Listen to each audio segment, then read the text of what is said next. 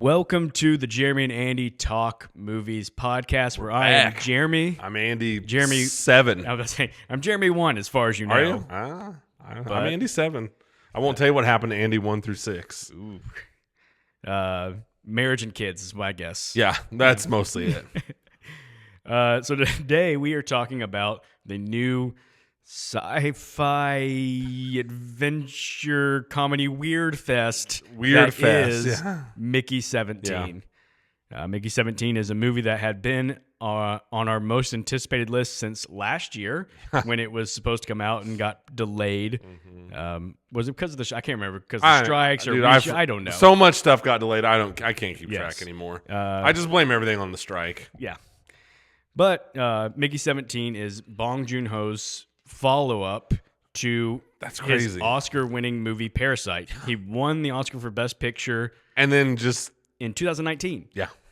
And like I said, there's some delays on this, but still a 6-year gap. A really long time between what really, I mean, like, people call this project Bong Joon-ho cashing in, and it's cashing in a different way. Like, sometimes directors win and they cash in and, like, just give me that paycheck movie or do the big studio movie. This still feels very much like a Bong Joon-ho movie, but it has a much bigger budget. That's what cashing in felt like for him. Like, I'll get to make whatever I want. This isn't the small type thing like Parasite. I guess the way to say it is it's not selling out cashing in. It's just... That's a good way to put it. Now I've got the clout to do whatever I want. Yeah. Cashing in. Yeah. I tried to write a summary for this movie, Andy. It's a really hard movie to try to summarize. Really, really hard. There's a lot going on, and it's hard to find, like, the most important through line. Right. To really, like, what's the common... Yeah. So all I can really say is what the previews let you know is that this is a futuristic movie in which we have cloning powers, we being the human race. They're traveling to some distant planet, and Mickey, our main character, is what's called an expendable. It's somebody who does dangerous jobs because if they die, it's okay. They can clone them. Print a new one out. And Mickey 17 is the titular character because he is the 17th iteration of Mickey. He's died 16 times at the start of the movie. It goes a little non-linear. I think it probably had to for the sake of telling this movie. So we start with Mickey 17. It does the flashback narration of how we got there. Right. And then picks up once we catch up to the events of the start and carry on. So this movie's about cloning. It's about inhabiting alien planets with creatures. It's a lot of ridiculous political satire. Yeah. Is what it is. So, Andy, let's get to it. Was this movie good? No. This movie felt... this movie felt really, really flat to me. I just did not... and I think exactly like you were saying, so much was going on, none of it was interesting, and I didn't latch on to any of it. And this was honestly a movie where I was like, is this almost over? I was just not into this at all. Andy, we so rarely disagree on this podcast, and I actually hope I go like, man, I look forward to the times when Andy and I will disagree, so we get a little like friction going, and maybe it will be like more fun. And Andy, this is not the episode. I thought maybe it would be because I thought maybe you would enjoy it, and I was like, I didn't enjoy this at all. I am really disappointed in this movie. This movie had so much potential. Yeah, and it all ended up being just an enormous pile of nothing. Yes. I feel like I'm going to get fired up talking about this movie because I was getting fired up thinking about this movie. Let's go. All right. Because I do want to start with the positive, and I think this is what gets me fired up, is this is an incredibly well-made movie. Oh, yeah. Bong Joon-ho can direct. Like, I mean, there's a reason he's an Academy Award-winning director because this dude's good, and he's got a uniquely weird sensibility that fits a movie like this, I think. It's well acted. Like, everything about it. Yeah, Pattinson, let me just say right off the bat, Robert Pattinson is not the reason this movie is not good. It's none of the actors' faults, I don't think. And the weird thing is, I don't even think it's bad scripting necessarily. Like, I was trying to pinpoint what's bad about this movie, and what it ultimately comes down to is, like you said, there's nothing to latch onto. There's no heart in this movie. None. I didn't care about any of these people or what happened to anybody. Yeah. You're exactly right. So I was literally having Challengers flashbacks. We talked about in the movie Challengers when the end was really drawn out, and they really thought they were going to have you, and you were going to be so invested in the characters that you would be latched on to every little drawn out slow motion moment. And I'm like, really like, let's get on with it. That's how I felt in this one. Like, the ending play out was so drawn out and long, and I was like, It was so uninteresting. I don't have an investment. I don't care what happens. Don't care what happens to any of these people. Yeah, it was a real bummer. Like halfway through the movie, I was like, no, this movie's not doing it for me at all. And I wasn't like, I hadn't already made up my mind that I didn't like it, but I was like, it's gonna have to do a lot of work in the second half to win me over, and it did not. Yeah. So I already said it gave me some Challengers vibes, but only in that the ending they thought you were gonna have. Let's what go. It actually gives me vibes of is the movie Don't Look Up, which is Adam McKay's Netflix movie with Leonardo DiCaprio, and it. So Adam McKay is a filmmaker, someone that I really like, just like Bong Joon-ho. Yep. And Adam McKay had sort of this arc, or maybe more of like what's a dip? I'll call it that, where he did The Big Short, and it was this big surprise. Like everybody's like, "Oh, Adam McKay, this comedy guy, made a really good, compelling drama." And then he did Vice, and Vice was like, "Well, he's leaning a little more heavy into the politics of it," but I still thought Vice was really good. And then he did Don't Look Up, and Don't Look Up was this like real in-your-face, over-the-top satire where they thought they were just being so clever in roasting, who they thought was the other side of the political spectrum. Yeah. To a point where it's like, this is just dumb. Yeah. You're not even being entertaining. Like, it's so over-the-top, ridiculous. Mm-hmm. You're not saying anything by it. You're not changing any minds. You're not being... It's just dumb. Yeah. And I'm looking at Bong Joon-ho and I'm going... my introduction to Bong Joon-ho, and I've talked about it before, was Snowpiercer. And Snowpiercer is a movie it's that awesome. I love. There are a lot of political subtext in Snowpiercer, but it's not the point. But it doesn't take over the movie. Right. It's like, there's a lot you could talk about, but it doesn't really even give answers. Right. It's just like, hey, here's some interesting questions. Then he does Okja for Netflix, and it's a weird little movie, but I guess it's saying some things about animal rights or something, but it was weird. Yeah, it really wasn't for me. Yeah, and even the message that's kind of ignorable. I don't know if I'm saying that right. I enjoyed the movie. I'll never revisit it. I probably won't ever revisit it. Then he does Parasite. Parasite to me is like his Vice. It's like, okay, we're getting a little more political here, and I don't really care for all that, but you're still making a good movie. Yeah. And then this one felt like he went full Don't Look Up. They were so caught up. So I feel bad because let's talk about Mark Ruffalo is probably the biggest name in this movie, if not Pattinson, Yeah. Ruffalo, we've talked about before. We love Ruffalo. Yep. Ruffalo's a really good actor. He's really repeating a lot of the same stuff from Poor Things, where he's playing the confident idiot. Dude. But it's not working at all. Like it I was going to say, this is the one time I was like, I do not like Ruffalo in this movie. Yeah. And again, I feel bad for him because I think he's probably doing exactly what was on the page. What he was asked to do. So I'm like, I was careful on how I word this. Like, he's not the worst part of the movie, but the movie's obsession with his character is the downfall of the movie. Mm-hmm. Because there's we said it, there's so much going on. There's interesting things. And again, this is why I'm going to get fired up and frustrated. Because there's so many little directions I'm like, the movie could have gone that would have been interesting.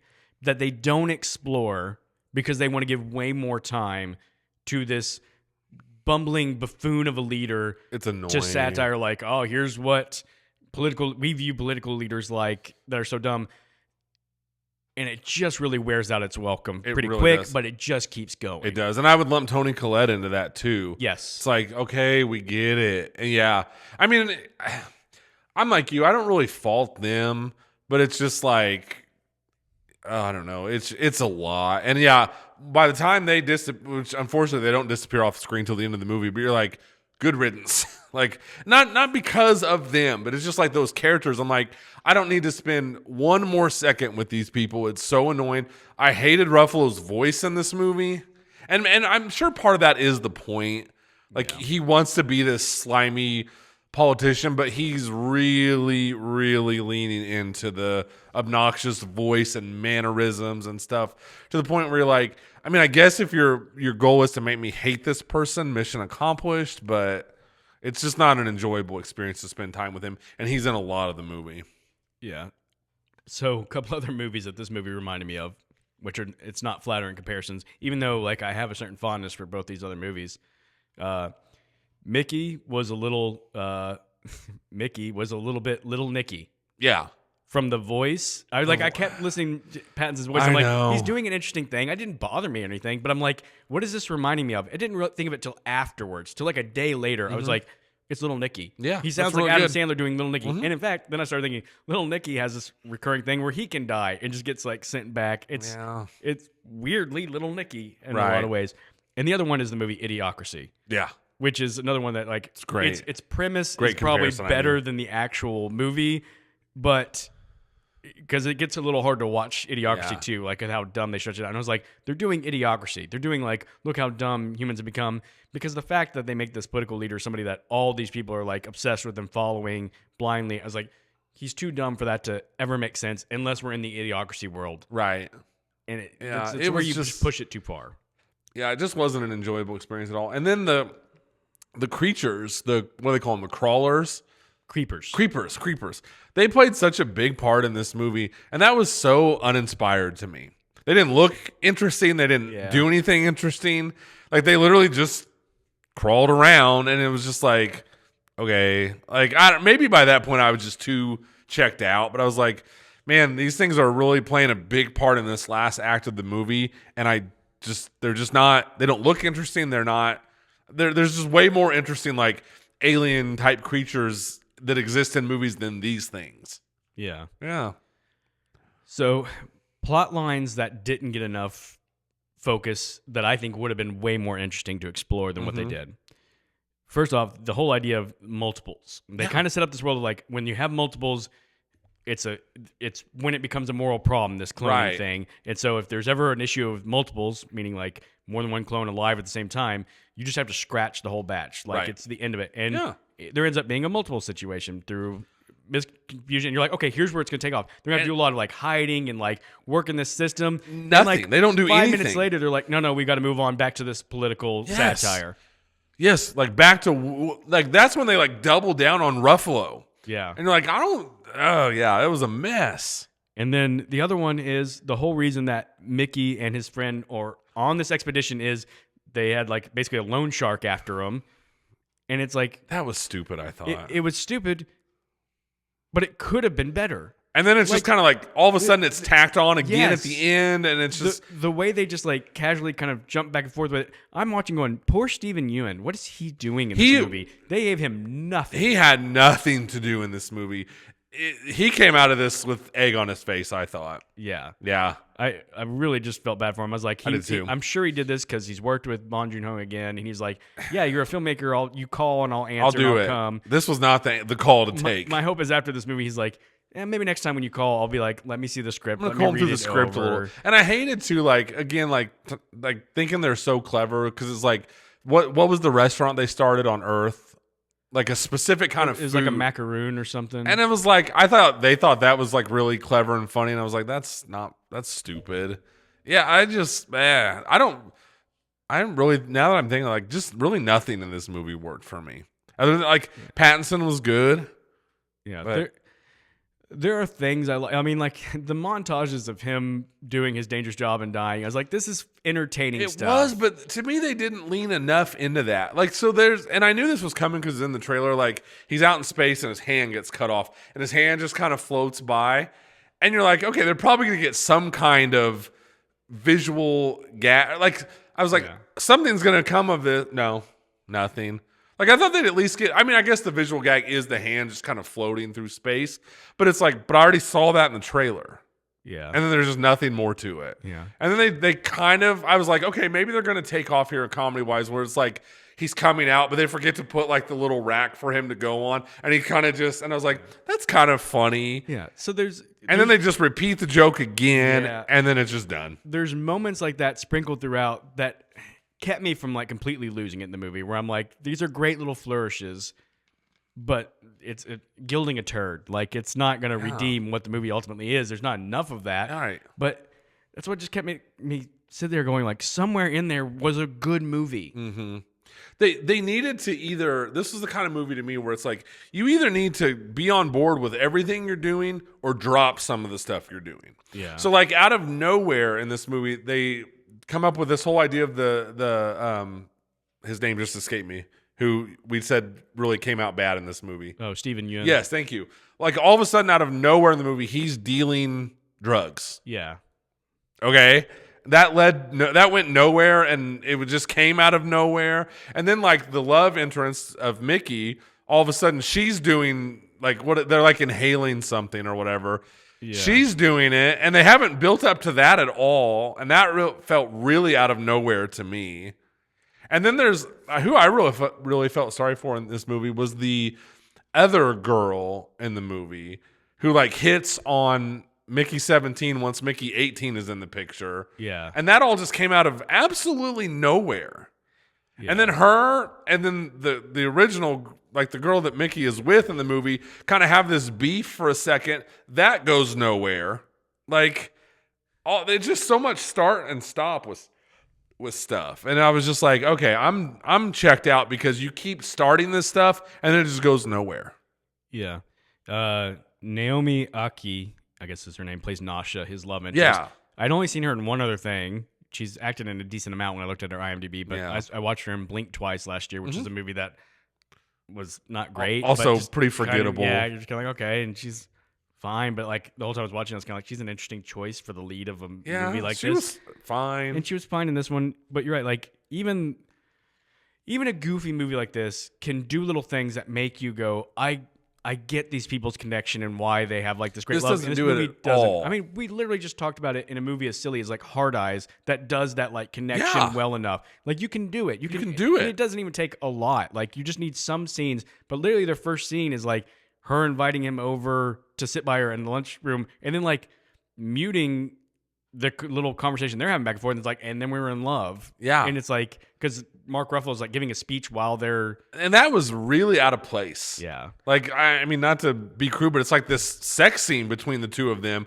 that it just comes out of nowhere, like right after they meet, and it felt really out of place in the movie, and it just So the other girl who plays Kai is played by Anna Maria Bartolome. I probably didn't say that right. She was the type of actress. The whole movie, I'm going, what do I know her from? What do I know her from? And I looked at my IMDb, I'm like, no, nothing. Yeah. She's mostly played. She looks like, so foreign familiar to movies, me. But she looked. I was like, she's.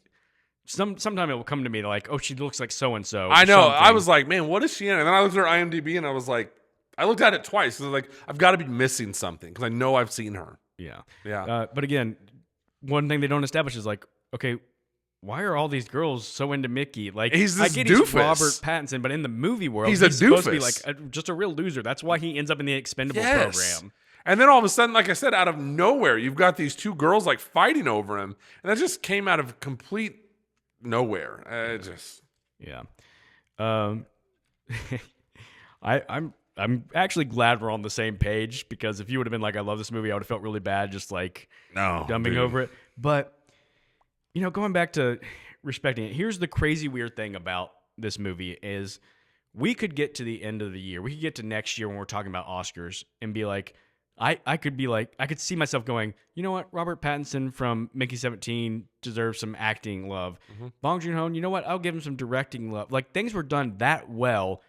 And yet I would never consider it for second for Best Picture Right. or Oh, no. like, you know, like I don't even really like it that much. There's just such good craftsmanship in it that I do respect. So I've got some things from the IMDb trivia that I was going to throw out there because I thought these are things that I read and I go like, these are interesting things or good choices they made that ultimately didn't like, again, save the movie. But so my favorite one was just the fact that Bong Joon-ho said in an interview on Stephen Colbert that this was adapted from a book called Mickey 7. Yeah. And he titled his film Mickey 17 so he could kill Mickey 10 more times. I'm like, good move. Right. Like you just get like that was again my favorite part of the movie was just the montages of Yes. like And Mickey I going through that. I feel like they stuff. should have leaned way heavier into that. Yeah. I mean, honestly, again, he's such a weird filmmaker because you're sold on like here's a guy who's gonna clone and have to die a lot. Like that's sort of even said in the previews. After all the times I've died, I still don't like, you know. Yeah. All we really get is one quick montage. He doesn't die through most of the movie. Like, No. not saying I just want to see this dude die over No, again. but you think that's the point of the movie, Right. And it's not. Another one is Bong Joon-ho cited a major difference between the book and the movie is the fact that Mickey 18 has an error that makes him more erratic and have an increased libido, as opposed to Mickey 7 in the novel being relatively normal. And I was like, okay, that doesn't even really get explained, but it makes sense, like because the two Mickeys are very different personality-wise. Right. And I'm like, and if in the book they were just the same, that would have been much less interesting. Good job, Bong Joon-ho. Right. And then the last one is that Bong Joon-ho insisted on filming certain key scenes without Pattinson knowing which Yes. version of Mickey he was playing I until read just that. before shooting, which was meant to capture the confusion and existential dread of a clone struggling with his own identity, leading to some of the film's most unsettling and raw performances. And I'm like, that's good directing. Like, that's a cool little trick. That's got to be All one of the those all-time, things- like, if you read those trivias, you would think this was a great movie. Yeah, you're going like Bong Joon-ho on top of it, which is the thing that I think is most disappointing is I feel like he probably made exactly the movie he wanted to. You know what I mean? Like, to him, he's like, this is what I wanted. This Yeah. is my A+. You know, I don't think he's looking at it going like, you know, now that I'm watching it, I think this hits his sweet spot, which is a little disappointing because up to this point, I felt like I was really enjoying what he was, you know, his sweet spot was, what he was doing. Now, like I said, as I look at it, it's been kind of decreasing as it's gotten like Snowpiercer was the top. Oakjaw, Parasite, I probably respect Parasite more, but I'll be honest with you, I probably enjoyed Oakjaw more just Probably, because yeah. Parasite just got, I don't know, too weird and too little like messagey for me. Yeah. And then this one more so. So I'm just sitting there going like, man, on the next Bong Joon-ho, am I going to be like excited again? Right. Because I know it's a real bummer. It's a real bummer. gosh, it is disappointing. Also, I will throw out critics on Rotten Tomato rated at 78%, and I think that's shows something because I think critics were probably really excited, looking forward to like, you know what I mean? Like critics will enter some movies, and you know, like they're just ready to hand out those bad grades. Yeah. You know, sometimes that's even like a Marvel movie. Yeah, You just know critics are gonna be like, I'm not giving this a grade. You know, they're entering Bong Joon-ho's new movie, going like, all right, I'm ready to hand out my. Hopefully, this is our first 90 plus great movie of the year. Yeah. And so when they're like 78, I think that says a little more than the flip side. And then audience is 72%, which I think is telling because I think the people who are going to see this movie are the people who, you know, I don't think your like casual everyday moviegoer is going to see Mickey 17. Right. So this is saying like the people you would think would like they want to like this would movie, buy into a and Bong they're Joon-ho just- movie are kind of just I mean, how could you come out of this movie and be like amazing, awesome? Like, yeah.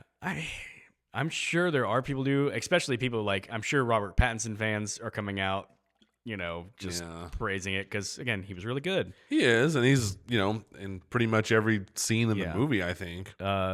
I'm sure that you've read the sort of box office returns early on. You want to give a little rundown of the finances? $119 million budget, I think, is what I saw. 118 million, 18 to 20 for the movie, and then plus the marketing. And the U.S. it opened to 19 million. I think worldwide it opened to like 45.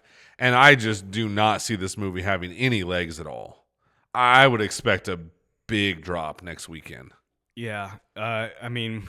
I just don't think this is a movie. Even if I liked it, I still don't think I'd be thinking like a lot of people are going to go back to this movie. Yeah, I'm so guessing it's going to be a pretty big bomb. I'm guessing if anything saves this, it's going to be the worldwide because international people obviously like Bong Joon-ho and his stuff. I even then though, I just don't. I think it'll have to scratch and claw to get to $100 million.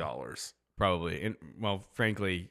Most, I think, foreign markets probably will view his satire of American politics as much more on point and hilarious. Right. And maybe it will have some kind of great overseas legs, but I don't know. It's not going to do well in the U.S. It's going to have a big drop. I can guarantee that. Yeah.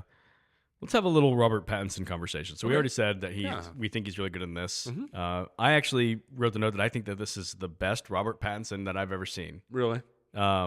Now that said, I should clarify that like I've not seen a ton of Robert Pattinson. Yeah. So just kind of looking through his career, and this dude's had a really interesting career. He has. I didn't write down everything, but I tried to write kind of like the key points, especially key points for me, like things that I saw him in. So obviously he starts off being the Twilight guy. Yeah. 2008 to 2012, he's just wrapped up in that. Yeah. And his critical approval rating's pretty low. You know, like nobody's really paying him much attention except for girls who are really into Twilight. Right. And they probably knew that going in. Like we're making this movie for these movies for a specific audience. Then he, as actors tend to do, he has his sort of run of smaller movies where he's trying to break out of that mold. He's trying to shed the Twilight. Yeah. So he does a movie called Rover in 2014 with Guy Pearce, which is kind of a really simple, basic movie. He's definitely doing something different. He's playing a real, like, kind of simple-minded criminal who spends the whole movie, like, injured. I think he has a gunshot, and he grunts, and he's just being really different than his Twilight character.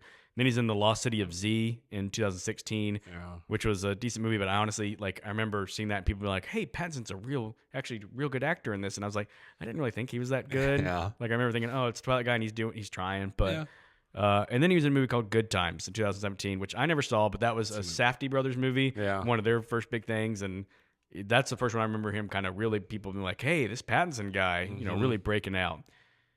Then we got The Lighthouse in 2019. That's when he really entered like the critical gaze of like, hey, this guy, he's he's a critics actor now. He does really art house stuff, and we've both made our opinions very clear on The Lighthouse. The Lighthouse is one of my least favorite movies I've ever watched. He's in Tenet in 2020. I remember reading about that. Somebody saying just like, man, this guy's a movie star. Just every moment he's on the screen, he's just like, oh, and I'm like, was he? Like, see, I liked him in Tenet. I'm like, not that he's bad, but I honestly, like, overall, I'm just so like, on Tenet. Yeah. I'm kind of the same on him as I am on the lead, which is John David Washington, right? Where like he's good, but like nothing about him like really jumps off the screen to me. Sure. Then he does the Batman, obviously 2022. Yeah. To mostly positive reviews, I think. I thought he was good. Yeah, I was like, yeah, he's fine. And then Mickey 17, 2025 is so I haven't seen a ton of Pattinson. Yeah, and then sometime in the next 20 years, we'll see the Batman Part 2. Yeah. Yeah.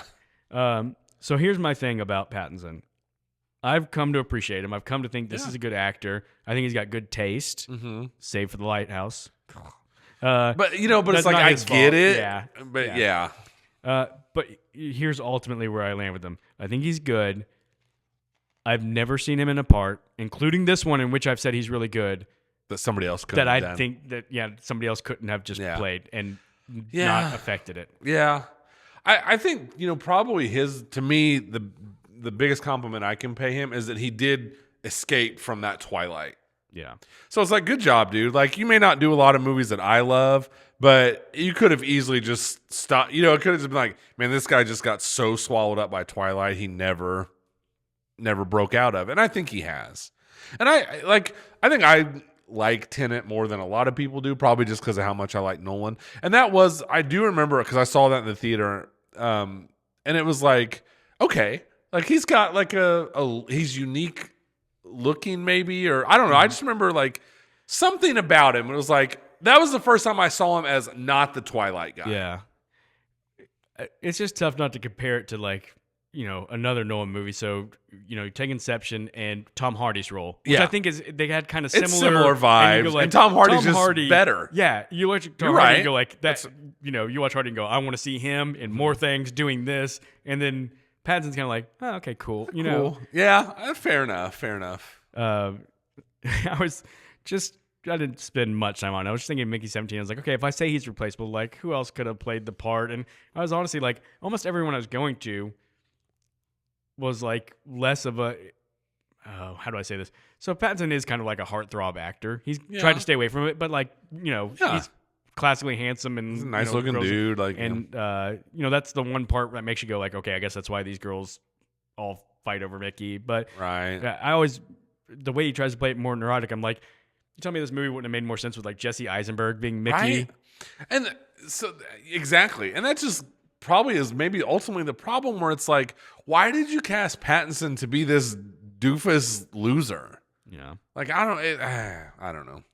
So I should say almost everything that I had, my question in this movie could really be summed up in this one big question, which is, was this the right tone for this movie?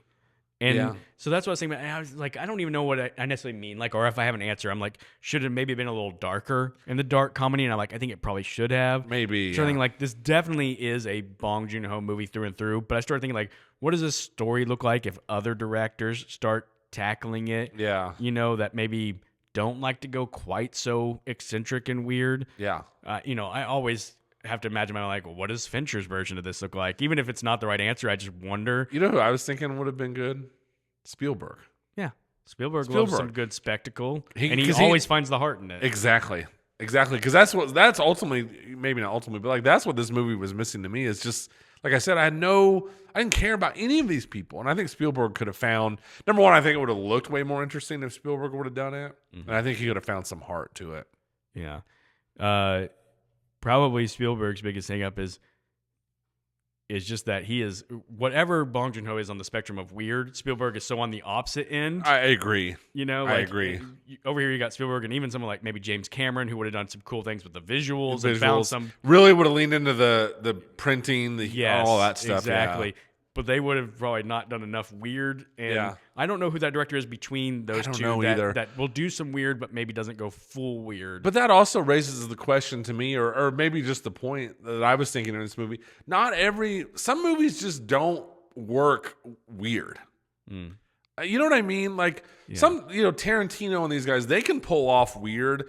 And I'm not saying that he can't, but maybe this movie just didn't need to be weird. Maybe it just needed to be straightforward. Yeah. I don't know. I mean, there's obviously in a sci-fi movie like this, there's going to be an inherent weirdness to just guy being cloned and stuff. And you don't have to push that's it all much the weirdness further we than that. needed. Yeah. I mean, again, I love the premise of a guy who can be reprinted so he does dangerous jobs and like maybe it felt so unexplored. It did. It felt so unexplored, and I think you're right. They fell way too in love with the Ruffalo stuff. Yeah. And I also would like to say, this is just an observation. So we're well into spoilers, I guess. At the very end of the movie, you get this dream sequence. Yeah. That was so out of place to me. Where the Toni Collette character is in this dream that Mickey is having. Yeah. That felt so like someone just shoved that into the movie. It did, especially at like the 2 hour and 10 minute mark, my gosh, where you're already kind of like, let's just wrap it up, and then just hit the button and blow that machine up. It was too much already if it was real, but then when it's a dream, you're like, he's just daydreaming. He's daydreaming, and that sequence that is like what, 2 minutes maybe. It almost felt horror movie ish. Yeah, and it was just like that. Just again, the tone is just all over the place in this movie. That really stuck out like a sore thumb to me. Yeah. Just talking about Bong Joon-ho's weirdness and just kind of being too much. People might be like, well, what do you mean by weird? So just an example is Toni Collette's character is obsessed with sauce. Yeah. I don't know. Like, it's just this recurring thing. She's trying to make sauce out of like the tails the creature's of these tails, and like with no reason to suspect that there's sauce to be made out of it. She's just like, the first time she's ever met one of these creatures, it comes out of pulls nowhere. out a tail that she didn't know was there, chops it, and just starts going, I'm going to make a sauce out of this. And you're like, what is with this sauce constantly happening? Like, I'm sure Bong Joon-ho is such a weird guy. He thinks it's funny that this lady's obsessed with sauce, but it's like just not hitting me. I'm just going, why are we? And that's still the thing doing too. sauce? It's just like maybe what I think is funny and what he thinks is funny is just so radically different. Because you're exactly right. Like, and that's another thing. Like I've said, so many things in this movie just come out of nowhere. That you're just like, what? Why is this a thing all of a sudden? Yeah. Even so, what I think is supposed to be kind of like your, oh, thank goodness it's happening, triumphant moment when some of the staff on the crew finally are like, the Mark Ruffalo and Toni Collette characters have gone too far and we're going to overtake them. By the time it happens, you're like, okay, if they have any shred of sense that they're showing now, how has this not happened before now? How have they let so much ridiculousness go on? It just... You're right. There's no point, and not that every movie has to have this, but there's no point in the movie where you're like, yes, finally the thing I wanted to happen happened. Mm-hmm. Nothing. There's just nothing to latch onto in this movie. Yeah. We probably have said at least a version of all the negative things we need to say about this movie, because it's disappointing. This is probably the most negative I'll ever talk about it. I thought, I don't know how I'm going to look back on this movie, because there's again, weirdly, I appreciate a lot of aspects about it, while the other stuff frustrates the heck out of me, which pushes me to be more passionate about the things I'm frustrated with. And once I kind of subside on that, maybe I'll just accept the good parts of the movie for what they are and not be mad about the bad parts anymore. Yeah. I don't know. Or I'll just keep getting more and more mad about it. I don't know.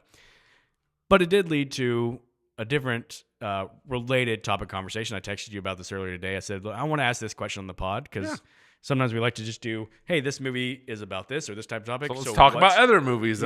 So I said, the question I'm going to ask is, what is the best clone movie? And of course, when you say clone movie, it's one of these categories that you go like, well, it can really dip its toes into a lot of different things. And does this count? And is this a clone movie? So I just wanted to keep it broad because if you get too specific, it's not like there's a ton of clone movies. Yeah. It's not quite like alien movies or something. But when you start to broaden it, there's a bunch of movies that at least kind of dabble in the clone world. So, Andy, what'd you come up with? I came up with my favorite. Okay. Jordan Peele's Us. Okay. Yeah. I saw that. This is one of those topics where I thought of some movies and then I had to like Google and be like, what am I missing? And Us came up and I was like, oh, I guess it is. I mean, to me, it qualifies. Yeah, like I guess it's not like cloned in a laboratory, but like right. But everyone there's replicas of people. Replicas of people. So I may be stretching it a little bit. Actually, the correct answer is Species 2. Yes. That's the correct I did see answer. That on the list. That is the correct answer. One of the all-time great movies. No. I actually saw Species 2 in the movie theater. I did not see it, but it is one of those movies that must have had a preview on one of the VHSs. It's like you've seen the preview a million times. The preview was like, I mean, it's burned into my memory. Yeah. And so I feel like I have a connection to Species 2, even though... I mean, when you're talking about the best of anything, Species 2 is always... Well, you got to celebrate the entire Species catalog. It's true. All great movies. So my answer was a movie that I actually didn't even think of at first. And when I saw it, I was like, is it? And then I was like, I guess it is Logan. Yeah. And I was like, how's that a clone? It's like, they clone him at the end and he fights himself. And I was like, oh, wait, the whole thing is even the girl is a clone from his. It's on my list. I was like, that's probably my answer. Yeah. And before that, my answer was a movie that is definitely a notch below that, which is The Island. Michael Bay's The Island. It's on my list. I like The Island. It's a pretty fun movie. I was a little surprised that, in my thinking, that was the best I could come up with at that point. And then the one I had as a question mark because I was like, I don't know if this counts as Blade Runner 2049. Yeah, where I was kind of the same. Where I was like, are they clones? They're synthetic beings or whatever. Yeah. I don't know. Can I throw Multiplicity your way? You can, absolutely. That's actually a really fun movie. That's a movie I was thinking about. I was like, I probably need to rewatch that because I hadn't seen it since like first came out. But I still laugh thinking about his clone, his final clone that he does. That's like he calls himself the X-Man or something. Yeah. And Steve. Yeah, she touched my Peppy. It's a really fun movie, and Michael Keaton is going for it, man. He's all in. Yeah. The Sixth Day with Schwarzenegger. Okay, it's another clone movie. Yeah, give me double Schwarzenegger all day long. Another movie that I didn't think of till I saw it on the list, and I feel like you probably really like this movie, but actually, I don't love this movie, The Prestige. Yeah, and here's why. It's on my list. Cloning is actually my least favorite part of that movie. Yeah, the twist that he's cloning himself is actually what makes me not like that movie. It's probably the bottom of my Nolan list, but bad Nolan is like still pretty decent. Yeah, you're right about that. Like, looking at the list, if I had to make like top 5, I'm like, Prestige still might be number 5 or something because I get it. As much as we joke about Species 2, Prestige is probably a little better. Maybe. Gemini Man. Okay. I actually don't like that movie, but I'm just looking at movies I wrote down. Here's a little scene one that you might maybe have. Moon with Sam Rockwell. Okay, I've actually not seen it. I have a friend. Oh, did I just spoil? No, I mean, like, that's fine. I've seen it on the list. It's one of those movies you kind of know about as a movie person before you've even seen. And I have a friend who watched it like a year ago. He's like, "Have you ever seen Moon?" I'm like, "No." He's like, "It's really good. You need to watch it." I'm like, "Pretty good, yeah." Yeah, I probably do. So, what might surprise people who don't listen to us a lot is that we did not include Star Wars movies, which clones are obviously an important part of the prequels or something. I could care less. Yeah, I feel like I don't even remember. Are they cloning something? Those movies are such a jumbled mess. I don't even remember. There's one that's called Attack of the Clones. So, but I was like, I don't even remember. Like, I just remember watching that movie and being like, there's so much happening up on the screen. I don't even know what's going on. Yeah. One movie I saw listed, and I was like, I like this movie. I've only seen it once. It's one of my top of my I don't know why I've only watched it once list, but it's Gattaca. But I was like, I don't remember clones being a thing. I know there's like genetic altering in that, but I'm like, and I'm kind of in the same boat. I remember liking that movie, but I'm not familiar enough with it to put it on my list. Yeah.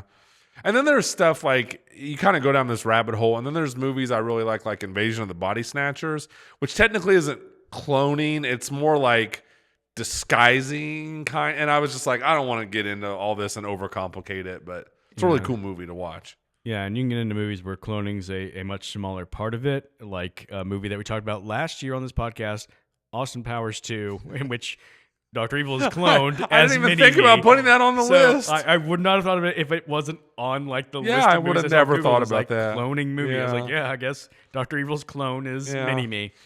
You know, and then you kind of have to ask the question, like, have we gotten all we need to get out of cloning in movies? So that was sort of my note. Was like, man, turns out maybe I just don't really like clone movies. Yeah, maybe like, it's not like as rich of a well as no, like I there's would have movies thought. on my list that I like, but it's just like I'm not dying for someone else to make a clone movie. Yeah, well, even the movies that we've mentioned. So, like, really, honestly, the only one that cloning is, I would call essential to story is The Island. Yeah. So, like, even Logan, could you have retold that where there's no cloning involved? Yes, you could have. Yeah. Us, you can make that distinction of like, I mean, like obviously you have to have the replicas, but you know, the only one where like cloning itself is critical to the story that I like is The Island, and that just makes you go like, well, maybe we just don't. Maybe it's not as interesting as we think. Yeah, I mean, ultimately the problem is that Species 2 just nailed it. Right, it's like when we talk about Teen Wolf, like you just don't need to try anymore because it did it so well. That everything else is just, you know. Yeah. I mean, I think honestly, what we're just waiting on is for Air Bud to finally tackle it. Tackle cloning. Yeah. Yeah. I'm trying to think of the clever. I know. I wish I was smart enough to think of a really clever name, but I'm not. So yeah. that could be a thing. And that's usually the right answer too. Like, just wait for Air Bud to do it. Yeah. All right, Andy.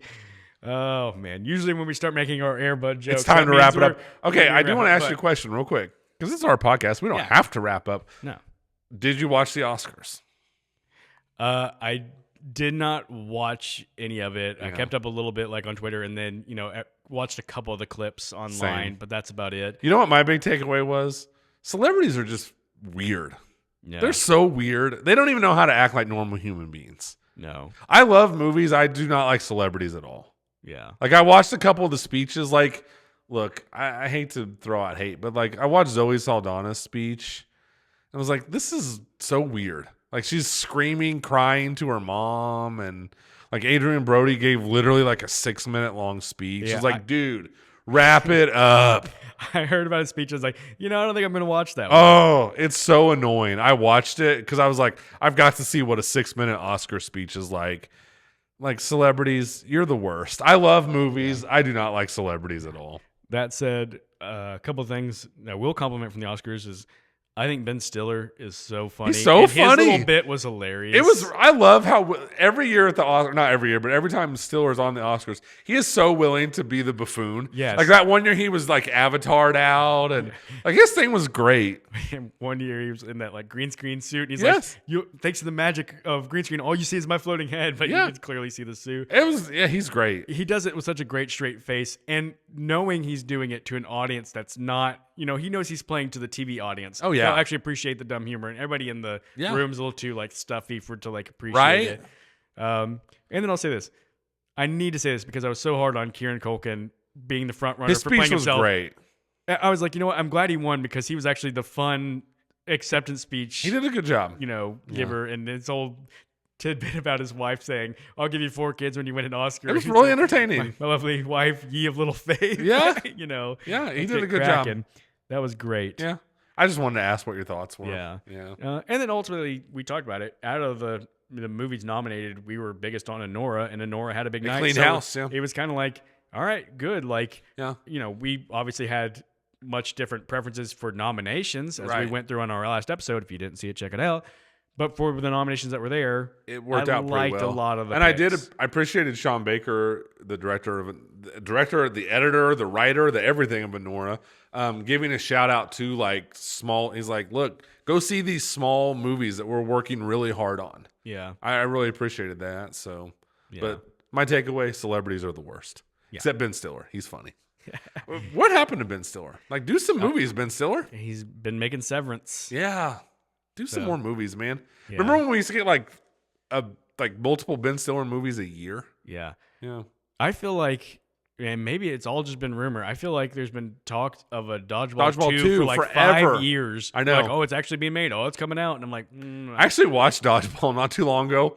Still hilarious. he is. I mean, Ben Stiller is a genuinely really funny performer. Okay, I'm not even being sarcastic. Could Ben Stiller have been like Mickey 17? Someone who would just fully lean into it? Yeah, I mean, he probably would have done a great job. Probably would have. Yeah. Yeah. I don't know how we got to talking about Ben Stiller. That's my fault. Yeah. I would do like a whole watch of like 20 different actors getting a shot at Mickey 17 and just, like play 10 minutes of the movie and I'll watch it, give me Adam Scott playing. Give me Chris Hemsworth. Yeah. Someone who's kind of like sneaky funny and willing to. That's the one I thought of where I was like, when I was saying I've never seen Pattinson in a role where I was like, somebody else couldn't have just done it. I was like, take Hemsworth in Furiosa. We talked about like him just having fun, breaking out of the norm, but in a way that we're going like, I can't picture anyone else other than Hemsworth pulling that specific thing off. Yeah.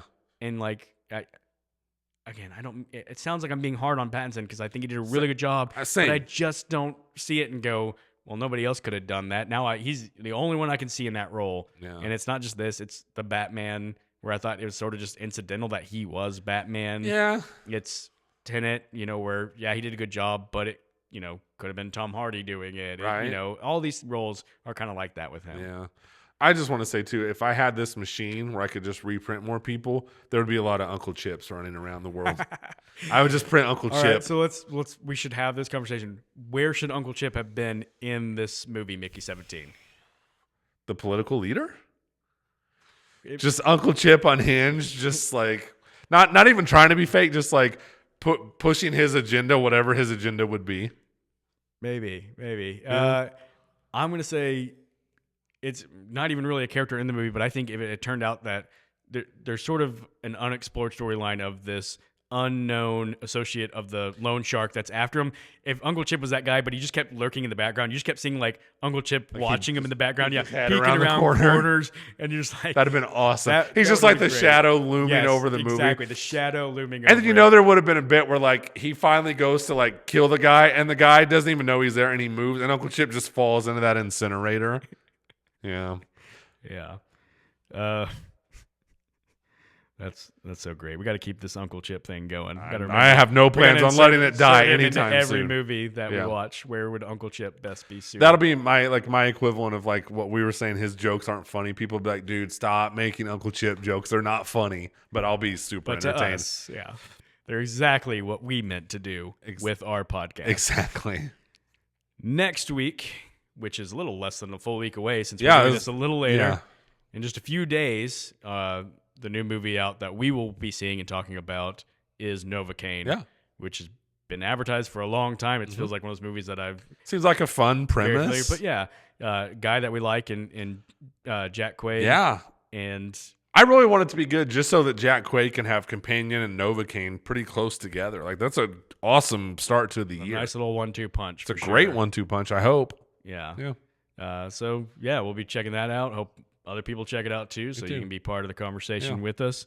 It seems like there's a couple other movies that could be interesting coming out. There's a horror movie called Opus, which I don't know if you've heard much about or you have interest in. I always have interest in horror movies. And then isn't there the movie with Fassbender and Cate Blanchett? What's it called? Like the Black Bag is it, something or the like something that. bag? I think that's coming out, and it's a Soderbergh movie. Yeah, it's like I don't really have like any special interest in it other than like good people are involved in it, so maybe I'll check that one out. Yeah, there's a kind of a what looks like a pretty low stakes. I think it's a Blumhouse horror movie coming out called The Woman in the Yard. Okay, yeah. I saw a preview for that and I was like, I'll watch it. Yeah. And if you're wondering why we're like rambling on about these different possible movie options, because we've been talking about it felt like a little bit of a lull. There's been some good movies, but it's been a time where we're looking at it going like, if I've seen the movie out and I'm looking for like, oh, what else can I see? Yeah. And it just hasn't been a lot of because other options, we're not into this. Like pretty soon we're gonna hit like where it's like